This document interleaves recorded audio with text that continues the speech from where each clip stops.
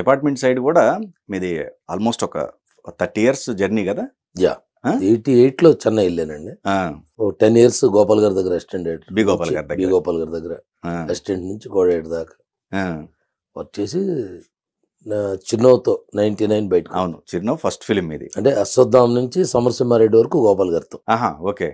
Enter అయినప్పుడు Ashwatthama, end film Samarasimha Reddy. So industry నుంచి మీకు ఎవరన్నా ఉన్నారా?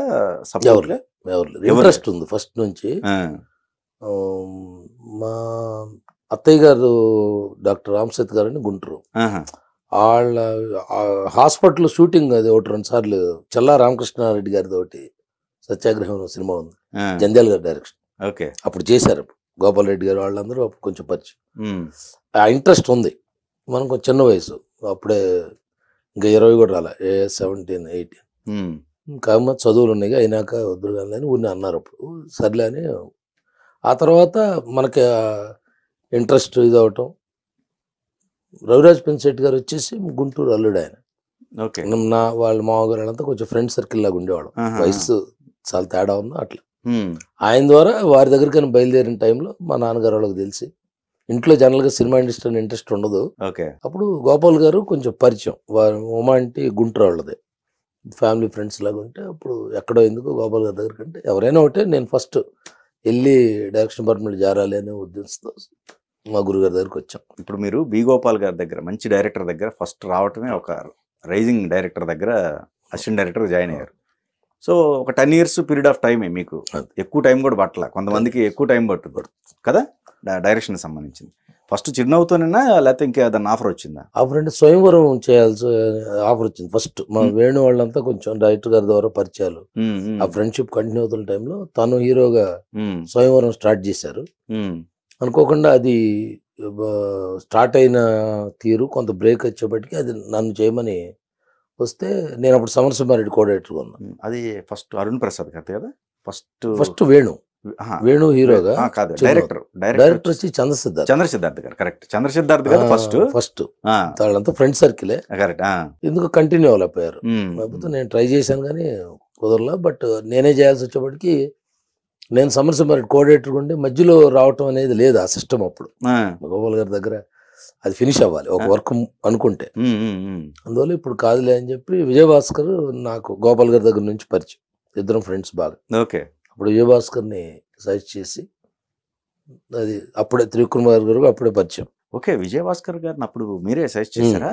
తను ఆల్రెడీ నేను ఇండస్ట్రీకి వెళ్ళిన కొత్తలోనే తను సినిమా చేసాడు. వచ్చిన అవకాశాన్ని అప్సరా అని ఫస్ట్ ప్రార్థన, దానికంతా గుంటూరులోనే షూటింగ్ మన చుట్టుపక్కలే చేసి మంచి సినిమా. ఓకే. దాంతో చేసిన తర్వాత 2-3 నెక్స్ట్ సినిమా దగ్గర చిన్న బ్రేక్ పడి అతను కొంచెం ట్రయల్స్ లో ఉండిపోయాడు. అట్లా చాలా గ్యాప్ వచ్చింది ఆయన, ఆల్మోస్ట్ 9 years, మోర్ దాన్ 7. అవును. కాకపోతే అతన్ని నేను సజెస్ట్ చేయటం, మన వేణు వాళ్ళు కూడా సరే ఒప్పుకొని, ఫస్ట్ త్రివిక్రమ్ లైన్ విన్న తర్వాత దాని మీద బాగా నమ్మకం వచ్చి, ఓకే, చెప్పిన పాయింట్ మీద నమ్మకాలు లేకపోయినా తను చెప్పిన విధానానికి అందరూ దాన్నే చేద్దామని విజయభాస్కర్తో వర్కౌట్ అయింది. అందరినీ పరిచయాల మీద సెట్ చేసి ఆ రకంగా ఈ టీంతో పరిచయం అయ్యి, సరే దాని కంటిన్యూషన్ సినిమా మళ్ళీ అప్పటి నుంచి ఉన్నాను కాబట్టి చిరునవ్వుతో నాకు ఫస్ట్ ఫిల్మ్ అయింది. త్రివిక్రమ్ గారు అంత మంచి పేరు వచ్చింది కదా, బ్రహ్మాండంగా మంచి పేరు వచ్చింది. ఆయన సినిమాకి ప్లస్ మీ సినిమాకి మంచి పేరు వచ్చింది.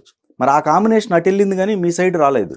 అంటే నేను గోపాల్ గారి దగ్గర ఉన్న పరిచయాలతో నేను బాలకృష్ణ గారి సినిమా చేయాల్సి వచ్చింది, సెకండ్ ఫిల్మ్ సేమ్ సింహం. అవును. దానికి చిన్న కృష్ణ కథకుడు అవ్వటం వల్ల నాకు త్రివిక్రమ్ గారితో ట్రావెల్ అవటం కుదరలా. ఓకే. ఇక అక్కడి నుంచి 2 దారులు అయిపోయాయి.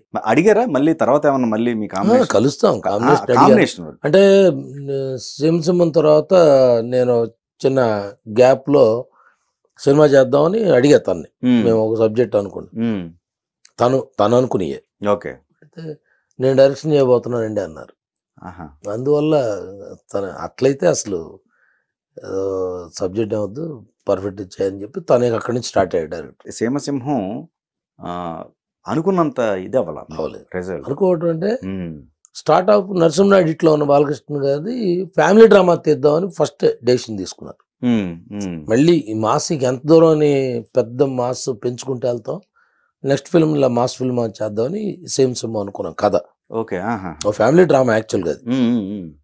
పోలీస్ ఆఫీసర్ అనుకోకుండా జరిగిన జీవితంలో జరిగిన దాని వల్ల ఫ్యామిలీ డిస్టర్బ్ అవుతుంటే దాన్ని ఎలాగా ఫుల్ఫిల్ చేశారు అనేది ఆ ప్యాటర్న్లో వెళ్ళాం దాన్ని. ఓకే. ఈ సినిమా రన్నింగ్లో బాలయ్య గారికి ఉన్న ఆ హైప్ దెబ్బకి టైటిల్ మేము అనుకుంది పెట్టల.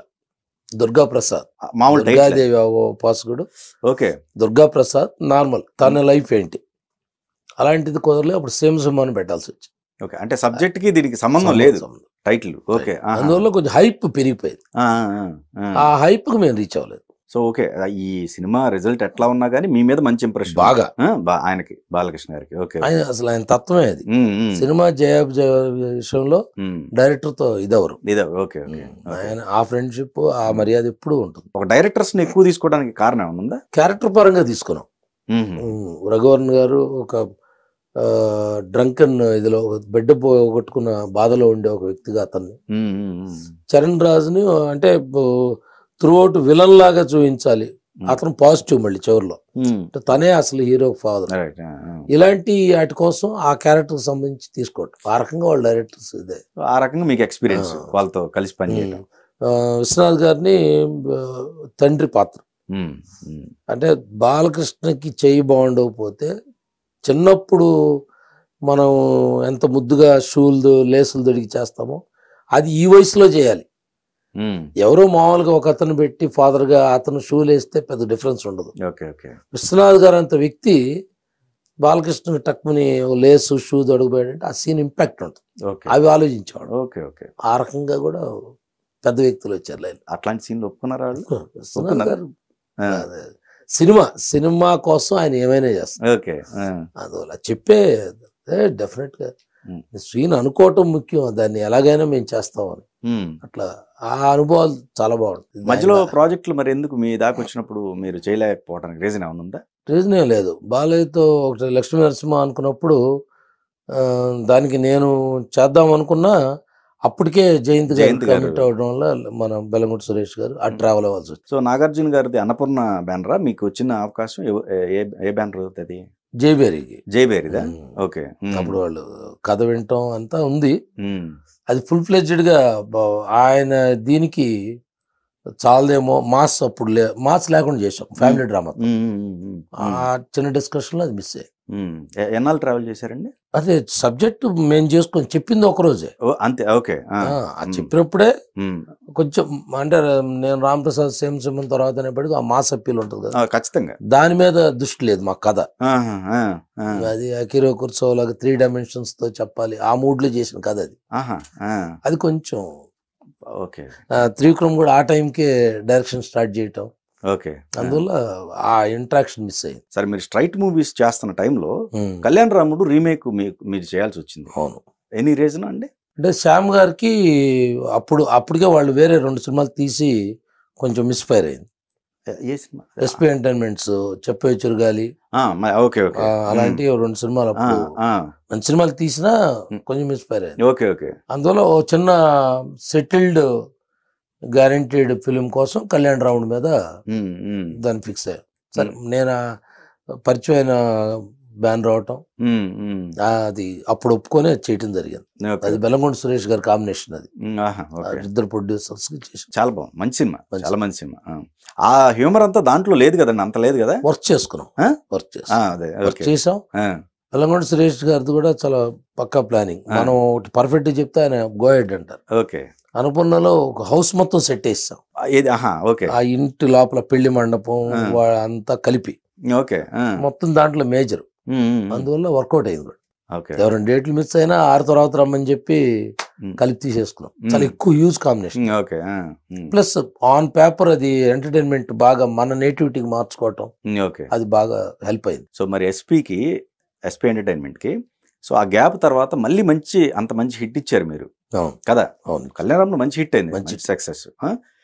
మళ్ళీ మీ కాంబినేషన్ పడలా. వేణు హీరోగా మళ్ళీ వేరే సినిమాలు చేయటం, కాంబినేషన్ సెట్ అవ్వలేదు.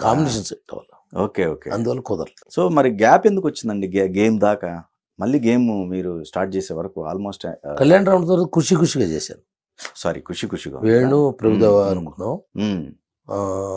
కళ్యాణ్ రాముడికి ప్రభుదేవ చేయటం వల్ల వేణు జగత్ బాబు గారు, వేణుతో ఆ ఎంటర్టైన్మెంట్ ప్యాటర్న్ బాగుంటుందని వేణుని కాంబినేషన్తో జగత్ బాబు గారు వేణు ఖుషిగా. ఓకే ఓకే, అది మంచి సినిమా.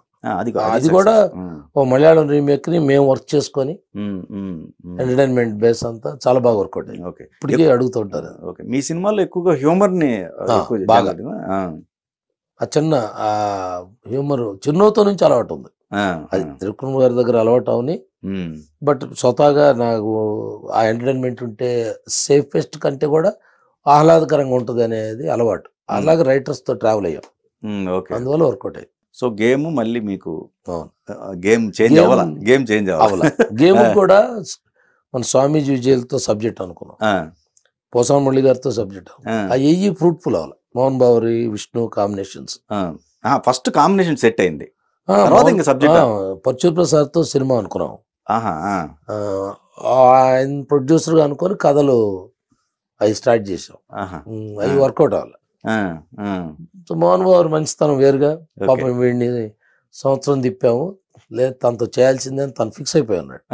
ఎందుకంటే మిస్ అవుతుంది తెలుస్తుంది. ఓకే ఓకే ఓకే, అది కొన్ని బడ్జెట్ వర్కౌట్ అవటం, ఎన్ని డిస్కషన్స్ లో వర్కౌట్ అవ్వక, కథ ఇది అవ్వక, ఇక ఆయన లేదు రాంప్రసాద్తో చేయాల్సిందే అని అప్పుడు నవదో గ్యారే, అది యాక్చువల్గా హిందీ ఫిలిం, దాన్ని చేద్దామని ఫిక్స్ అయ్యి ఆయన నువ్వే చెయ్యి అని చెప్పారు. ఓకే ఓకే, అందువల్ల గేమ్ చేసాం ఇద్దరిని పెట్టి.